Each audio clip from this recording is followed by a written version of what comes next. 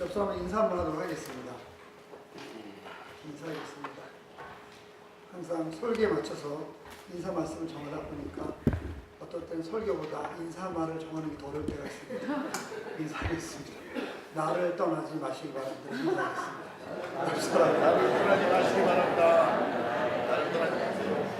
나를 떠나면 안 됩니다. 하셔야 됩니다. 앞뒤 전후 좌우로. 이 인사가 설교 마지막쯤에 또 여러분께 큰 은혜가 될 거로 이렇게 확신을 합니다. 떠나시면 안 됩니다. 감사합니다. 믿음을 가지고 기근을 만나게 되면 우리가 누구나 갈등을 겪게 됩니다. 그래서 바로 이것이 아브라함이 겪었던 그런 일이죠. 아브라함은 처음 기근을 만났을 때 실패했습니다. 그래서 이집트로 내려갔죠. 하나님 말씀보다 기근이 더 두려웠기 때문이었습니다. 우리가 하나님보다 더 두려운 것이 있다고 한다면 우리는 거기를 찾아갈 수밖에 없겠죠. 하지만 고통이나 어려움이나 어떤 것이 있을지라도 그것보다 더 크신 하나님을 우리가 확실히 믿는다고 한다면 결코 두려워하지 않고 떠나지 않을 겁니다. 한 번의 큰 실패를 경험했던 아브라함은 이 두 번째 갈등에서는 롯과의 갈등에서는 놀랍게 승리하는 것을 우리가 볼 수 있습니다. 그 승리의 이유는 하나님 때문에 자신의 이익과 명예를 포기했기 때문에 그렇습니다. 포기했을 때, 불에 내려놨을 때 그것이 신앙의 출발점이 되고 승리의 시작이 된다고 한다는 것이죠. 아브라함은 롯에게 찾아가서 제안을 했습니다. 우리는 한 골육이다. 너나 나나 내 목자나 내 목자나 우리가 다 하나인데 그래 싸울 필요가 있느냐? 싸우는 거를 누가 본다 했습니까? 주변 사람들이 본다 하지 않았습니까? 우리가 싸우는 거를, 우리가 서로 갈등 있는 것을 예수 믿지 않는 사람들이 보고 우리를 욕하는 것이죠. 결국 그거는 우리를 욕하는 것이 아니라 하나님의 영광을 가리우게 되는 그런 일들이 있게 되는 거죠. 그래서 한 번의 실패를 경험했던 아브라함은 롯에 가서 이야기를 하죠. 우리 싸우지 말자. 가족이 아니냐. 내가 먼저 선택을 해라. 내가 좌하면 나는 우하겠고 내가 우하면 나는 좌하겠다. 이렇게 얘기했죠. 신약에서는 발전을 하죠. 한 뺨을 때리는 사람에게 다른 뺨도 돌려달라 이렇게 얘기하죠. 오리를 가자고 하는 사람에게 심리를 가라. 적극적으로 화해하는 모습을 가져야 된다 한다는 것입니다. 이것이 아브라함이 첫 번째 실패를 통해서 얻게 되었던 놀라운 성장이었습니다. 믿음이 없을 때는 내 자신만 중요하게 여깁니다.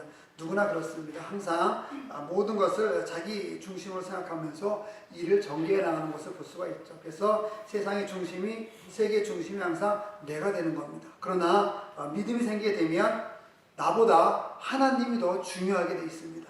언제나 하나님 중심으로 생각을 하게 되죠. 믿음이 없을 때 자신의 이해관계에 굉장히 예민합니다. 나에게 손해가 있는지, 나에게 이익이 있는지 이런 이해관계에 굉장히 예민하게 되는데 그래서 손해보는 일은 절대로 하려고 하지 않습니다. 세상이 모두 그렇기 때문에 그렇습니다. 하지만 하나님 중심의 믿음을 갖게 되면 손해볼 줄도 알고 너무 포기할 줄도 아는 여유와 믿음이 생기는 것이죠. 에이 뭐 그 정도 그래 내가 좀 더 가져도 되지. 내가 하나님을 갖고 있으니까 하나님을 섬기고 있으니까 그렇게 여유 있는 그런 믿음을 갖게 되는 것이죠. 하지만 믿음이 없었던 롯은 이 갈등 상황에서 하나님을 선택하기보다는 이해관계에 맞는 것을 선택했어요. 물질과 눈에 보이는 세상적인 행복을 그는 추구했던 것이죠. 우리 10절의 말씀을 보면 이런 말씀이 있습니다. 10절 보겠습니다. 이에 롯이 눈을 들어 요단 지역을 바라본 즉 소알까지 온 땅에 물이 넉넉하니 여호와께서 소돔과 고모라를 멸하시기 전이었으므로 여호와의 동산 같고 애굽 땅과 같았더라 이렇게 얘기합니다. 우리 주변에는 이렇게 우리를 유혹하고 매료시키는 세상의 물질과 명예들과 쾌락들이 굉장히 많은 것을 볼 수 있습니다. 10절에서 보면은 롯이 본 세상을 세 가지로 이렇게 나누게 되죠. 첫 번째는 물이 넉넉하다는 것을 볼 수 있습니다. 이에 롯이 눈을 들어 요단 지역을 바라본 적 소알까지 온 땅에 물이 넉넉하다 이렇게 얘기했습니다. 물이 넉넉하다는 것은 농사가 잘 된다는 뜻이고요. 농사가 잘 된다는 것은 모든 것이 풍족하다는 뜻이고 모든 것이 풍족하다는 뜻은 먹고 사는데 지장이 없다고 한다는 것입니다. 하나님보다는 이것을 맡은 거죠. 두 번째 여호와의 마지막에 여호와의 동산 같다고 그랬습니다.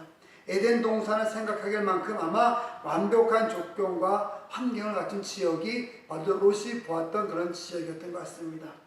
세 번째, 롯이 보았던 세상은 또 어떤 것이었냐면은 애굽 땅과 같았다 그랬습니다. 애굽 땅과 이집트와 같았더라. 아브라함과 롯은 이전에 기근 때문에 한번 애굽 땅 이집트에 피신한 적이 있었습니다. 롯은 그곳에서 나일강을 중심으로 찬란한 도시 문화를 꽃피웠던 이집트, 애굽 문명의 아주 편리함과 화려함과 휘황찬란한 것을 아마 롯이 보았던 것 같습니다. 여러분, 세상을 보면 우리의 믿음이 성장하는 것이 아니라 세상을 보면 우리의 믿음이 더 약해질 수도 있습니다. 우리가 만약 몸이 아프다고 생각하고 오시기 바랍니다. 몸이 아팠을 때 뭐 아픈 원인을 알면은 때는 좋기도 하겠죠. 아픈 원인을 알면 그것까지 기도하면 나갈 수 있습니다. 근데 하나님께서는 때로는 아픈 원인을 모르게 할 수도 있어요. 왜 그런지 아세요? 그 아픈 원인을 알게 되면 너무나 큰 실망을 할 것 같으니까. 내가 안 되는 원인을 알게 되면은 더 많이 실망할 수 있고 더 많이 좌절할 수 있고 오히려 하나님 떠날 수 있을 것 같으니까 하나님께서는 안 알려주세요. 실패의 원인을 안 알려주시고 아픈 원인을 안 알려주세요. 영화나 TV에서 가끔 보지 않습니까? 남편이나 아내가 갑자기 막 일을 하다가 암에 걸렸어요. 이런 극단적인 일도 죄송하긴 하지만 암에 걸렸어요. 근데 그 암에 걸린 사람이 남편에게 이야기합니까? 아내에게 얘기합니까? 안 하죠. 알면은 힘들어지니까. 알면 모르는 것이 때는 약이란 말이 있지 않습니까? 그런 것처럼 우리가 때는 모르는 것이 안 보는 것이 훨씬 더 은혜가 될 때가 많이 있습니다. 롯이 이 세상을 봤을 때 저런 걸 안 봤습니다. 그러니까 하나님보다 세상이 크게 보였던 거죠. 물이 많으니까 잘 살 것 같았어요. 거기에 너무나 문화가 너무나 아름다우니까 그 문화를 따라가면 멋지게 살 수 있을 것 같았어요. 그것이 너무나 정말 하나님께서 만들어진 에덴 동산처럼 아름다운 모습이었으니까 그곳을 보았을 때 정말 여기 있으면 멋지게 살 수 있다고 롯이 생각했던 거죠. 결국 하나님보다 세상을 더 많이 보게 되고 세상을 알게 되고 세상을 따라가게 되다 보니까 그가 이런 잘못된 선택을 했던 거죠. 우리에게도 많은 선택이 있습니다. 아브라함에게도 선택권이 있었고 롯에게도 선택권이 있었습니다. 이건 하나님 안에서의 선택입니다. 하나님을 벗어난 선택이 있을 수가 없죠. 주님 안에서 우리도 선택할 수 있습니다. 여러분 새벽교회 선택했던 거죠. 그렇죠? 여러분은 지금 예고 등록하지 않으셨어도 지금 이 순간은 여기에서 예배드리는 것을 선택했습니다. 어떤 선택을 하느냐에 따라서 어떤 방향으로 가느냐에 따라서 우리의 삶이 완전히 바뀔 수 있다는 것을 꼭 기억하시기 바랍니다. 그리고 그런 선택을 할 때 세상의 눈으로 선택하는 것이 아니라 세상이 보는 것으로 선택하는 것이 아니라 내 육체적인 것, 내가 쾌락적인 것 이런 것을 선택하는 것이 아니라 하나님께서 함께 해주시는 그 믿음을 보고 영적인 선택을 할 수 있는 저희들이 될 수 있어야만 하겠습니다. 아브라함은 선택권을 그렇게 사용했지만 롯은 선택권을 하나님을 보지 않고 세상을 바라보면서 선택을 했습니다. 그래서 그는 결국 실수하게 됐던 거죠. 바로 그렇게 물된 동산 같고 여호와의 동산 같고 애굽 땅과 같은 그곳은 마치 행복이 보장된 것처럼 보였습니다. 롯은 그곳에 매료되고 말았습니다. 그러나 여러분 그 땅이 어떤 땅입니까? 성경을 조금만 보면 아시는 것처럼 바로 그 땅은 소돔과 고모라입니다. 역사적으로 가장 무서운 심판이 임하고 가장 무서운 그런 땅이 되었던 곳이 바로 소돔과 고모라였습니다. 소돔과 고모라는 화려하고 매력 있는 도시지만은 하나님의 약속과 축복과는 전혀 상관없는 그런 곳이었습니다. 여러분 단지 인간적인 관점에서 볼 때만 행복을 약속해 줄 것 같은 착각을 주는 도시일 뿐입니다. 사랑하는 성도 여러분, 화려한 것에 속지 마시기 바랍니다. 그럴듯한 곳에는 언제나 함정이 있게 되었습니다. 우리 눈에 보이는 것이 좋아 보이는 것 같지만은 그곳에는 결국 우리를 나락으로 떨어뜨리는 우리 신앙을 무너뜨리는 곳들이 너무나 많이 있다고 한다는 것이죠. 이러한 유혹은 아브라함과 롯에게만 있는 것은 결코 아닙니다. 바로 우리 주변에서도 우리에게도 얼마든지 찾아볼 수 있습니다. 예를 들면 이런 겁니다. 우리가 이사를 가서 거주지를 선택하려고 합니다. 아파트든 개인주택이거든 선택하려고 합니다. 이때 우리에게 많은 가능성이 주어집니다. 그러나 우리는 그 중에 한 곳을 선택해서 결정을 해야 되겠죠. 그때 우리가 여러분이 무엇을 기준으로 선택해야 될지가 아주 중요한 것입니다. 혹시 집값이 빨리 오를 것으로 예상되거나, 그렇죠? 자녀가 잘 교육받을 것으로 예상되거나 이런 것을 먼저 선택하지는 않습니까? 직장도 마찬가지입니다. 월급 많이 주고 다른 이들이 좀 더 부러워할 만한 그런 좋은 직장을 선택하십니까? 아니면 월급은 좀 적어도 하나님께 영광을 돌릴 수 있는 그런 직장을 선택하십니까?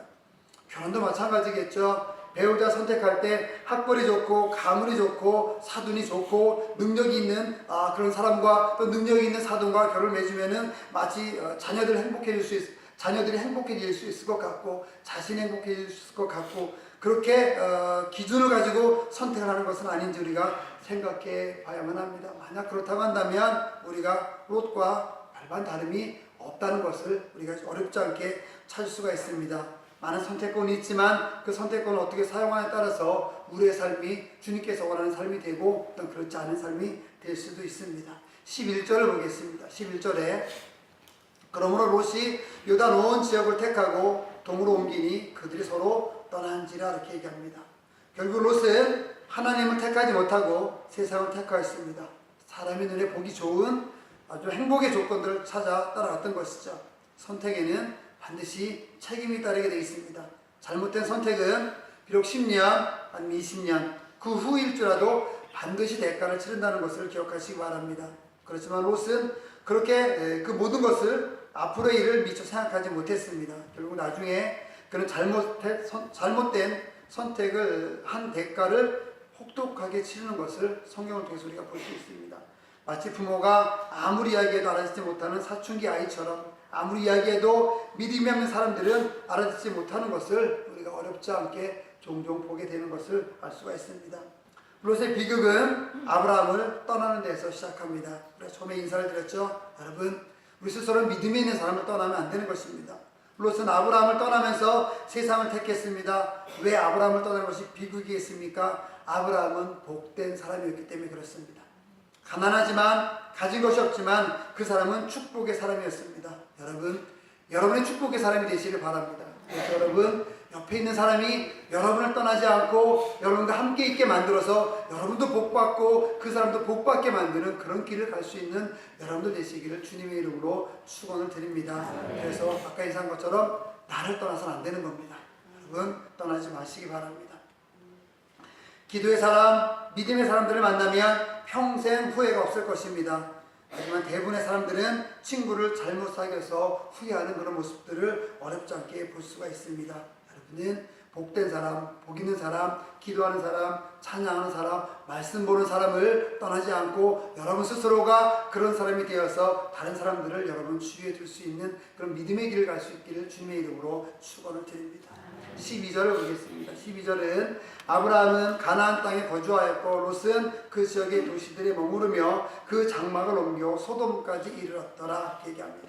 아브라함이 끝까지 거주한 땅은 바로 가나안 땅이었습니다. 가나안 땅은요, 외로운 땅이었고 기근이 있는 땅이었고 살기 어려운 땅이었습니다. 그러나 아브라함은 하나님의 말씀과 약속이 있었기 때문에 그 땅을 붙들고 있었습니다. 그런데 롯은 어떠했습니까? 롯은 세상과 물질을 따라가며 인간적인 행복을 추구했습니다. 롯은 평지 성읍들에 머무르며 눈에 보기에 좋은 땅이었죠. 그 장막을 옮기기 시작했습니다. 여러분, 아브라함이 택한 가나안 땅은 하나님께서 주신 그런 약속의 땅이었고 하나님께서 주신 그런 약속이었습니다. 비록 그것이 어렵고 힘들어도 아브라함은 한 번에 실패를 하고 난 이후에 하나님께서 말씀하신 그곳에 머물렀습니다. 여러분 아무리 어렵고 힘든 그런 상황이 있을지라도 하나님께서 그것을 주셨다고 한다면 거기를 떠나시면 안 됩니다. 그곳에서 하나님 섬기며 예배하며 나아가는 그런 삶을 살 수 있어야만 하겠습니다. 하지만 롯은 그렇게 하지 못했다고 한다는 거죠. 여기서 좀 주의 깊게 보아야 될 그런 말이 있습니다. 이 롯이 떠났을 때 어디까지 갔냐면은 소돔까지 갔다 그랬습니다. 아브라함은 12절에 보니까 11절에 롯이 요단 온 지역을 택하고 동으로 옮기니 그들이 서로 떠난지라 이렇게 얘기하고 11절에 나오게 되는데요. 12절에는 아브라함은 가나안 땅에 거주하였고 롯은 그 지역의 도시들에 머무르며 장막을 옮겼다 그랬습니다. 어디까지요? 소돔까지 이르렀다 이렇게 얘기합니다. 소돔. 물질을 택하면서 소돔까지 가게 됩니다. 아마 처음부터 이 소돔 지방까지 갈 마음은 없었을지도 모르겠습니다. 그러나 결국 그는 돈을 찾아갔기 때문에 삶의 평안을 찾아갔기 때문에 이 소돔까지 이어지는 그런 길을 가고 말았습니다. 그 길은 좋아 보이지만 반드시 멸망의 길이었습니다. 그리고 또한 심판의 길이었습니다. 예수님은 우리에게 넓은 길로 가지 말고 좁은 길로 가라고 하는 말씀을 하고 계시는 것을 우리가 알고 있습니다. 넓은 길은 인기 있는 길로서 많은 사람들이 가는 아주 그런 편안한 길입니다. 그렇지만 좁은 길은 사람들이 피하는 길이고요. 모든 사람들이 가지 않으려고 노력하는 그런 길입니다. 예수님은 그러한 좁은 길로 가라고 이야기했습니다. 바로 아브라함이 좁은 길로 갔고 롯은 먼 길로, 롯은 넓은 길로 갔던 것이죠. 우리 13절을 보면 제가 읽겠습니다. 소돔 사람은 여호와 앞에 악하며 큰 죄인이었더라 이렇게 이야기합니다. 결국 하나님을 택하지 않은 복된 사람인 아브라함을 떠났던 롯은 소돔까지 가게 됐는데 소돔 사람은 여호와 앞에 악한 사람이었더라, 큰 죄인이었더라 이렇게 얘기합니다. 소돔과 고모라가 어떤 죄를 지었는지 여러분 알게 되면 기가 막힐 겁니다. 지금 세상에서 나오는 뭐 그런 죄악들 그것과 별반 차이 없고요. 어쩌면 더 큰 죄를 이들이 지었습니다. 그것은 다음에 이어서 이제 계속 말씀을 드릴 텐데요. 결국 이곳까지 갔던 것이죠. 화려한 것과 쾌락 뒤에는 항상 죄가 숨어 있다는 것을 꼭 기억하시기 바랍니다. 넓은 길 뒤에는 반드시 멸망이 있습니다. 그러나 좁은 길에는 영생이 있습니다. 영원한 생명이 있고 구원의 길이 있는 것이죠. 불편하다고 불행한 것이 결코 아닙니다. 편하다고 해서 평안한 것도 결코 아닙니다. 하지만 사람들은 미련해서 너무나 많이 미련하니까 항상 넓고 편하고 좋은 것만 선택하는 것을 볼 수 있습니다. 사랑하는 성도 여러분, 매일매일 어디에 기준을 두고 선택하며 살아가고 있습니까? 여러분, 우리는 주님께 기준을 두고 하나님께 기준을 두고 성경의 기준을 두고 나갈 수 있어야만 하겠습니다. 그럴 때 하나님께서 우리와 늘 함께 해주시는 것입니다. 롯은 아브라함을 떠났습니다. 이제 아브라함은 결국 홀로 남았습니다. 역사의 주인이 역사에 흘러가신 것이 아브라함과 롯이 함께 가다가 이제 아브라함과 롯이 나눠지면서 아브라함 따로 롯 따로 역사가 진행되는 것을 오늘 말씀에서 볼 수 있습니다. 신앙은 여러분 항상 홀로 남는 것입니다. 누군가가 여러분을 떠났다고 한다면은 오히려 그것이 하나님께서 나에게 은혜를 주시는 그런 방법이구나, 나에게 은혜를 주시려고 한다라고 생각하시면서 홀로 주님께 나아갈 수 있는 여러분들 되시기를 주님의 이름으로 축원을 드립니다. 그렇기 때문에 신앙을 가지면요 고독하고 외로워지게 되어 있습니다. 신앙을 가지면 인기를 잃어버립니다. 그래서 사람들은 그래도 그 길을 가야 할 것인가를 우리 스스로가 묻기도 하고 사람들이 또 서로 묻기도 하죠. 그렇지 않은 사람들은, 홀로 가지 않는 사람들은요 청춘과 젊음이 아까워서 젊었을 때 예수 믿는 것을 거부하는 사람들도 있습니다. 그래서 다 늙고 병들고 모든 사람들의 시선에서 벗어났을 때에야 비로소 후회하고 하나님 앞으로 울면서 돌아오는 사람들을 우리 주위에서 어렵지 않게 볼 수 있습니다. 그 다음에 14절을 보겠습니다. 14절, 롯이 한번 함께 봉독하겠습니다. 롯이 아브라함을 떠난 후에 여호와께서 아브라함에게 이르시되 너는 눈을 들어 너 있는 곳에서 북쪽과 남쪽 그리고 동쪽과 서쪽을 바라보라. 이제 아브라함은 홀가분해졌는지 모르겠습니다. 롯이 아브라함을 떠난 후에 하나님께서 아브라함을 찾아오셨습니다. 여러분, 여기서 기가 막힌 것 혹시 깨달을 수 있나요? 정말 기가 막힌 하나님의 음성이 있습니다. 아브라함에게 복을 주시고자 하는 하나님은 롯과 있을 땐 주지 않으셨습니다. 롯이 떠날 때 주셨습니다. 하나님은 아브라함과 떨어져 있었던 것이 아니라 항상 아브라함과 함께 있었습니다. 롯이 떠날 때를 기다렸습니다. 무슨 의미입니까? 우리 삶에서 죄악이 떠날 때를 기다리는 거죠. 여러분 삶에서 롯이 있으면 떠나보내시기 바랍니다. 롯과 함께 있으면 하나님의 역사가 이루어지지 않습니다. 세상의 죄와 함께 있으면 하나님의 역사가 결코 이루어지지 않습니다. 여러분에게는 롯은 누굽니까? 여러분에게는 롯은 어떤 일입니까? 여러분 그것을 떠나셔야지만은, 그것을 끊으셔야지만은 그때 하나님의 역사가 일어난다는 것을 꼭 기억하시기 바랍니다. 롯이 아브라함을 떠난 후에야 하나님께서는 아브라함에게 찾아오셔서 놀라운 말을 이야기해 주십니다. 하나님은 언제 오십니까? 롯이 떠나고 나서 오신다고 한다는 사실을 다시 한번 말씀을 드립니다.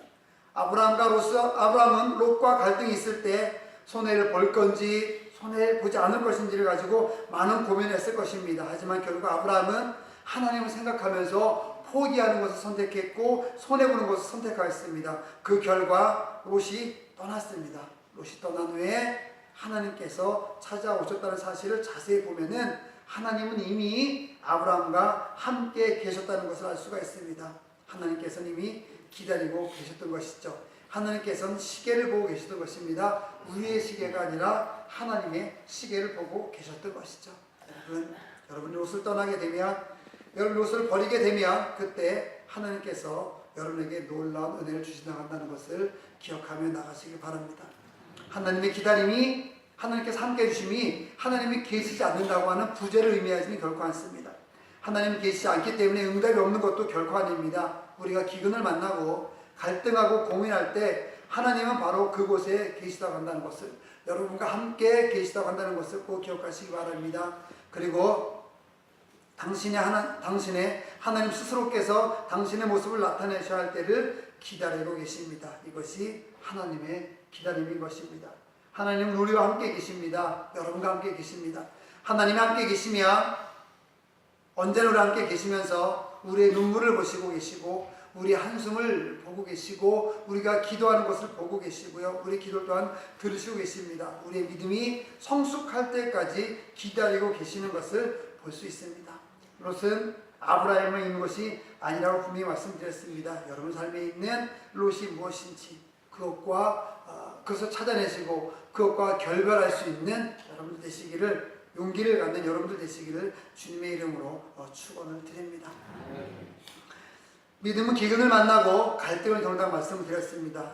그러나 여기서 탈출을 하면, 승리하게 되면 그 믿음이 우리로 하여금 새로운 세계를 보게 하는 것을 볼 수가 있습니다. 바로 그것이 지금 우리가 읽은 14절입니다. 롯이 아브라함을 떠난 후에 하나님께서 아브라함에게 이야기하십니다. 여러 곳을 사방을 다 봐라. 그리고 15절 함께 보겠습니다. 15절 보면 보이는 땅을 내가 너와 내 자손에게 주리니 영원히 이르리라. 이렇게 15절의 이야기를 말씀을 볼 수 있습니다. 여러분, 롯을 떠나 보낸 아브라함에게 찾아오신 하나님께서 이런 복을 주시는 것이죠. 여러분, 믿음을 갖게 되면 새로운 세계를 볼 수 있습니다. 사도 바울은 이스라엘을 정말 사랑했습니다. 이스라엘 정말 사랑했는데 그는 처음에 유대인이었고 그의 관심은 오직 이스라엘에만 있었기 때문에 이스라엘을 넘지 못했습니다. 그러나 그가 그리스도를 만나게 되니까 이스라엘을 떠나서 온 세계를 그가 볼 수 있었던 것이죠. 사도 요한은 반모섬에 유배되어 있을 때 그가 환상을 통해서 온 세계, 하나님께서 함께 해주시는 세계를 볼 수 있었습니다. 하나님과 함께하게 되면, 믿음을 갖게 되면 우리의 눈이 바뀌게 되고 비전 얻게 되는 거죠. 마틴 루터와 칼빈은 카톨릭이라고 하는 우물 안에 있었지만 그들의 성경을 읽고 예수를 만나게 됐을 때 종교 개혁의 눈을 뜨게 되었습니다. 그래서 새로운 세계를 봤던 것이죠. 허드슨 테일러는 영국이라는 문화권 속에 살고 있었던 사람입니다. 그 역시 예수님을 만나자마자 눈이 열려서 새로운 세계를 보게 됐는데 허드슨 테일러가 봤던 세계는 중국이었습니다. 중국에서 그는 모든 것을 다 바쳤죠. 중국에 눈을 떴기 때문에 그렇습니다.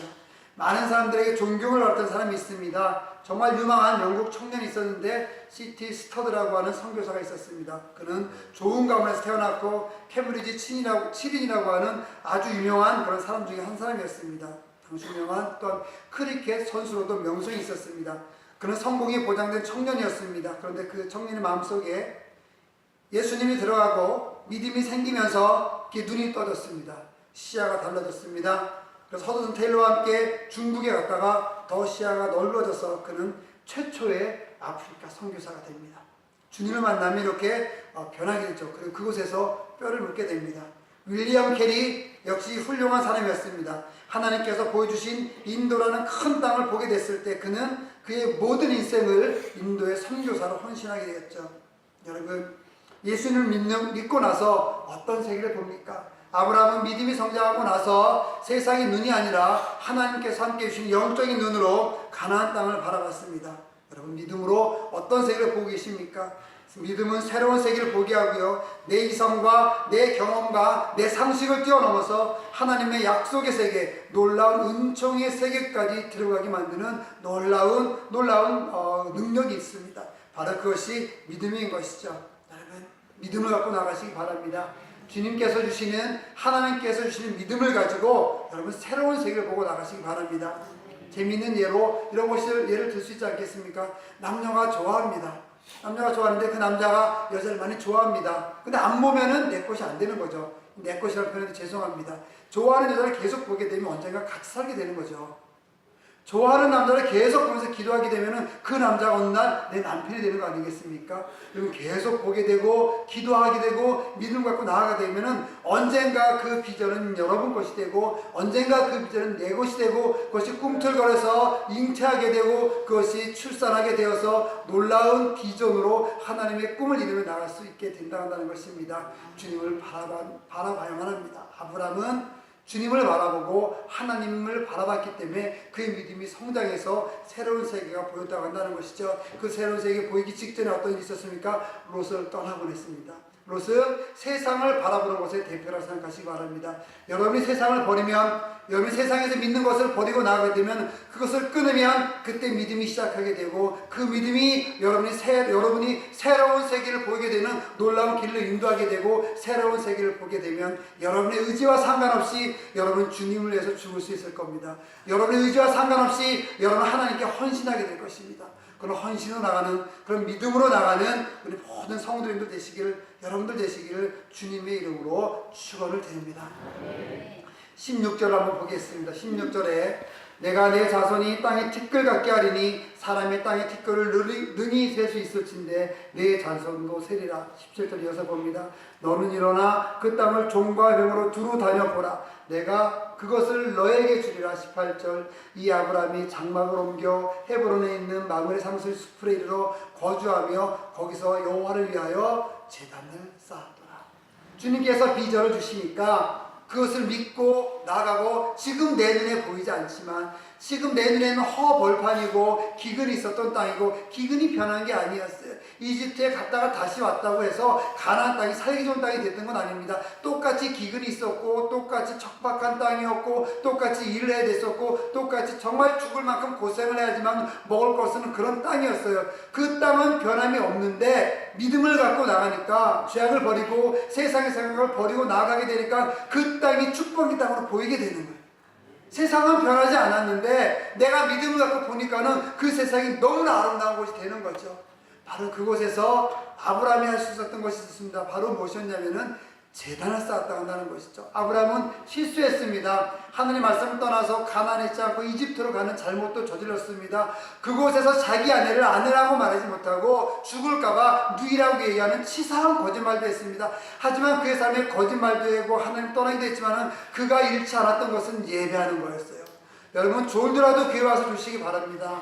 네, 여러분 졸더라도 욕을 하더라도 교회 와서 욕하세요. 그러다 보면 예수님 말씀 한번 더 듣고 성경 말씀 한번 더 듣다 보면은 결국 그것이 조금씩 나가게 되는 거죠. 그렇다고 교회 왔다고 욕하지 마시기 바랍니다. 여러분 아브라함처럼 예배하고 단을 쌓으며 나갈 수 있는 우리 모두가 되기를 다시 한번 주님의 이름으로 축원을 드립니다.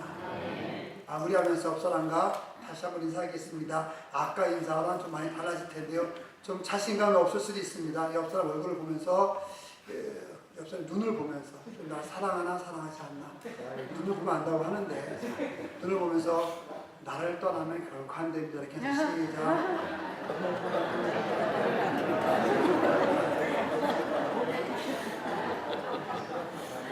옆 사람 눈을 한 10초 동안만 바라보겠습니다. 시작. 눈을 돌리면 좀 이상한 사람이에요. 눈이 깜빡깜빡하는데 동공이 돌아간다나 말 이렇게 되면은 뭔가 약간 거리낌이 있는 조심해야 될 사람입니다. 자, 여러분 우리 스스로 각자 이번에 이렇게 인사하겠습니다. 나는 당신을 결코 떠나지 않겠습니다. 시작. 여러분 새벽에 떠나지 마시기 바랍니다. 저 떠나지 마세요. 네, 감사합니다. 기도하겠습니다. 하나님 감사합니다. 주님께서 함께 해주시고 아버지 인도해 주심을 주님 감사를 드립니다.